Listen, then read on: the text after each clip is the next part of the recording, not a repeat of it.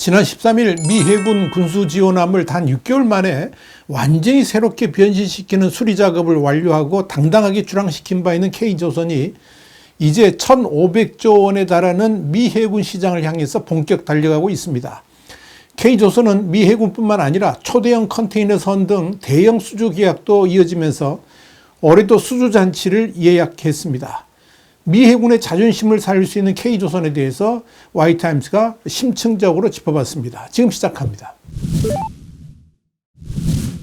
하나오션과 삼성중공업은 지난 17일만 해도 잇따라 총 15척의 선박의 수주액만 약 4조 3천억 원에 달하는 대형 수주 계약을 체결했습니다. 그런데 이들 조선사의 수주가 큰 의미를 갖는 것은 중국 조선사하고 경쟁해가지고 따낸 것이라는 점입니다. 이런 가운데 최근 도널드 트럼프 미국 대통령이 중국 조선업에 대한 견제를 본격화하면서 중국 국영 조선사인 중국 선박공업그룹 등을 이 블랙리스트에 올렸고, 또 중국에서 건조되거나 중국 국적을 가진 선박에 대해서 미국 항구에 접안할 때마다 최대 150만 달러 한 21억 원의 항구 이용료를 부과하는 방안을 검토하고 있어서 중국의 조선산업은 엄청난 타격을 받을 수밖에 없고, 그 빈틈을 K조선이 장악할 수 있다는 점에서 이 K조선의 미래는 활짝 열려 있다고 봐야 할 것입니다. 이런 상황에서 세계 최강 미 해군이 K조선의 핵심 고객으로 급부상하고 있다는 점은 매우 의미 있는 일로 여겨집니다. 특히 트럼프 2기 정부의 가장 중요한 국정과제가 대중국 압박인 상황에서 미국의 자체 조선산업만으로는 중국과 경쟁 자체가 불가능하다는 점에서 미국은 K조선의 힘을 빌어서 난관을 돌파해 나가려고 하고 있는 겁니다. 이미 노후 함정에 대한 MRO, 그러니까 유지 보수 정비 사업을 시작한 K조선은 이제 1,500조 원을 쥔 큰손 미 해군을 가장 중요한 고객으로 미 해군 전력을 유지하고 보수하며 강화하는 데 있어서 핵심적 역할을 맡게 될 것으로 예상됩니다. 이런 미 해군 시장이 가장 먼저 HD현대중공업과 하나오션이 MRO 사업부터 뛰어들었습니다. HD현대중공업은 지난달 진행된 미 해군 7함대 소속의 군수지원함 한 척에 대한 MRO 입찰에 첫 도전장을 냈습니다. 이미 2건의 미 함정 MRO 사업을 따냈던 하나오션 역시 이 입찰에 뛰어들어서 K조선끼리 치열한 경쟁을 펼칠 전망입니다. 미 해군이 올해 이 발주할 MRO 사업만 10여 척으로 하나오션이 수주한 군수지원함, 그러니까 월리슈라하고 급유함 6콘처럼 비전투함이 우선 대상입니다. 눈여겨볼 것은 이들 비전투함의 수주 단가가 척당 한 300억 원 정도지만 전투함의 MRO는 단가도 급격히 상승을 하고 물량 또한 엄청나게 늘어날 수 있다는 점입니다. 이렇게 미 해군의 MRO 전체 시장 규모는 연간 약 20조 원에 이를 것으로 추산됩니다. 그런데 MRO 사업은 사실상 미 해군과의 사업이 있어서 전초전에 불과합니다. 본격적인 미 해군 사업은 함정 제작 수주입니다.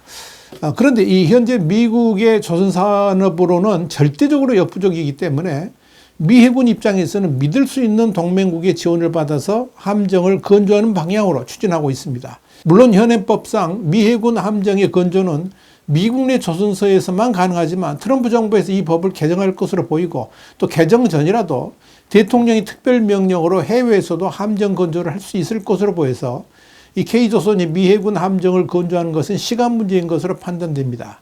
실제로 트럼프 행정부와 미국 공화당은 후속 작업에 착수했습니다.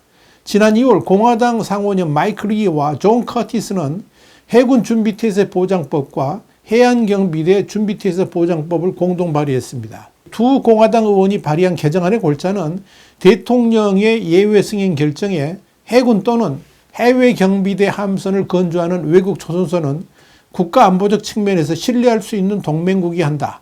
또 외국 조선소에서의 함선 건조 비용이 미국 조선소에서의 함선 건조 비용보다 낮아야 한다. 해군 장관 또는 해안경비대 사령관은 해당 외국 조선소가 미국 함선을 건조하기 전에 외국 조선소가 중국 기업 또는 중국에 소지한 다국적 기업이 소유하거나 운영하고 있지 않다는 인증서를 연방의회에 제출해야 된다. 이 세 가지 조건을 추가하는 겁니다. 현재로서는 미 해군 군함을 건조하기 위한 FCL, 그러니까 시설 보안 인증 취득이 필수적이지만, 만약 이 법안이 통과된다면 국내 조선업계는 특수선 제작 자격이 있는 HD 현대중공업과 하나오션의 국내 조선소에서 이 FCL 취득과 관계없이 미 군함을 만들 수 있을 것으로 보고 있습니다. 미국의 동맹국 중에서 미 해군 해양경비대 함선을 미국 조선소보다 저렴하게 건조할 수 있는 그런 역량을 갖춘 조선소를 보유한 국가는 사실상 우리나라하고 일본 정도로 한정된다라고 볼 수 있을 겁니다. 트럼프 대통령도 지난 4일 미 의회 상하원 합동연설에서 상선 및 함선 건조 산업을 부활시킬 것이라고 밝혔습니다. 이를 위해서 미 백악관에 선박 건조실을 새로 설치하고 특별 조세 혜택을 제공할 계획을 언급했고, 트럼프 행정부는 관련 행정명령 초안을 작성하고 있습니다. 이와는 별개로 하나오션은 지난해 인수한 미국 필리조선소에서 미 해군 군함을 건조하기 위한 FCL, 그러니까 시설 보안 인증 취득 절차를 밟고 있습니다. 현재 미 해군이 앞으로 계획하고 있는 함정 건조는 향후 30년간 총 364척의 신규 함정을 제작한다는 계획을 갖고 있는데, 여기에 소요되는 비용만 무려 1조 750억 달러, 한 1,500조 원 규모입니다. 이는 연평균 385억 달러, 그러니까 한 56조 원 규모에 해당됩니다. 중요한 것은 이미 미 해군 관련 MRO와 함정 건조에 있어서 K조선이 그들의 요구를 모두 충족시켜 줄 수 있는 능력을 보유하고 있다는 점입니다. HD현대중공업의 경우에 미국의 동맹국 중 가장 큰 생산 능력을 보유한 조선사라는 자부심을 갖고 있습니다. 이에 따라서 수상한 부문에서의 차별화된 기술력을 바탕으로 MRO부터 미래 군함 건조 사업까지 대응할 계획을 가지고 있습니다.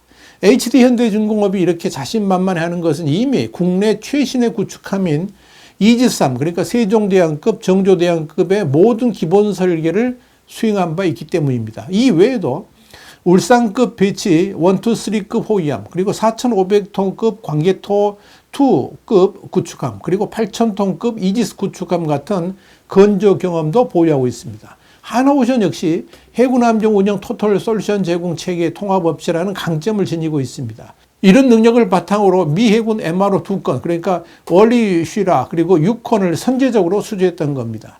눈여겨볼 점은 트럼프 대통령이 이미 K조선에 대해서 익히 알고 있다는 점입니다. 트럼프 대통령 부동산 사업가 시절이었던 지난 1998년 6월에 장남인 트럼프 주니어하고 거제시 오포만의 대우조선소를 방문해서 100m 높이의 초대형 크레인을 보고 경탄에 맞이 않았던 적이 있습니다. 당시 대우조선소 관계자는 트럼프에게 세계에서 가장 큰 골리앗 크레인이라고 소개를 했습니다.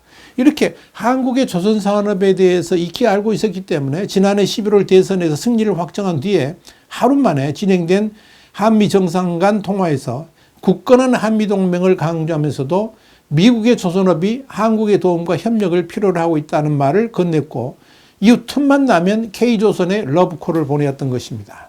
트럼프 대통령이 취임하면서부터 가장 분노하고 있는 것 중에 하나가 미 해군이 중국 해군에게 밀리고 있다는 점입니다. 실제로 이미 규모 면에서 미 해군은 중국이 역전당했습니다. 지난해 기준 중국은 234척의 함정을 보유해서 미국 219척을 앞질렀습니다. 이 격차는 2030년이면 200대 이상으로 벌어질 것으로 관측됩니다.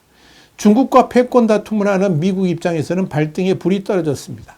문제는 미국의 조선업만으로는 미 해군을 강건하게 만들 수 없다는 겁니다.